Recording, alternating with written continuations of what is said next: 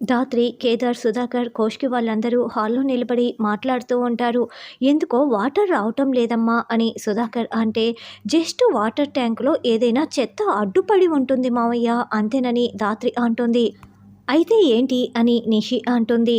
అంటే ఇప్పుడు ఆ పని మీరే అని కేదార్ చెప్తాడు. డిస్కషన్ పెట్టకుండా వెళ్ళి ముందు ఆ పని క్లీన్ చేయండి. ఆ ట్యాంక్ని మొత్తం క్లీన్ చేయండి అని సుధాకర్ ఆర్డర్ వేస్తాడు.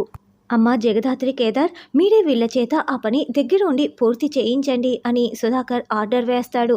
రండి రండి అని నిషి వైజయంతికి బిందె బకెట్ చేత పట్టించి వాళ్ళిద్దరినీ కూడా టెర్రస్ పైకి తీసుకువస్తారు.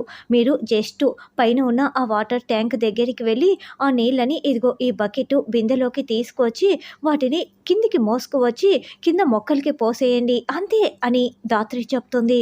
అమ్మో అత్తయ్య, ఇవన్నీ నేను చేయలేనని నిషి అంటే, అయితే నేను వెళ్ళి నాన్నకి అక్కకి ఈ విషయం చెప్పేసి వస్తాను అని కేదార్ అంటాడు.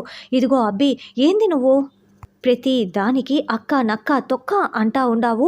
మేము పని చేస్తామని చెప్తా ఉండాం కదా, పదమ్మి అని వాళ్ళిద్దరూ కూడా వాటర్ ట్యాంక్ నిచ్చెనెక్కి నీళ్లు తీసుకొచ్చి మెట్ల దగ్గర నుంచి నీటిని కింద ఉన్న మొక్కలకి పొయ్యలేక పోస్తూ ఉంటారు.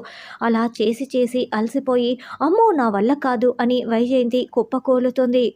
అత్తయ్య, ఇప్పుడు మీకు బాగా అలసట వచ్చిందా? ఇదంతా మీరు శ్రీవల్లితో పని చేయించినందుకు. పాపం ఒక రోజంతా ఇంటి పని అంతా కూడా శ్రీవల్లితో చేయించినందుకు శ్రీవల్లికి ఎంత అలసట వచ్చి ఉంటుంది. ఈ విషయం మీకు అర్థం కావటం కోసమే ఇలా చేశాను. ఎలా ఉంది అని ధాత్రి చెప్తుంటే ఆయాసం పోసుకుంటూ నిషి వైజయంతి కోపంగా చూస్తూ ఉంటారు.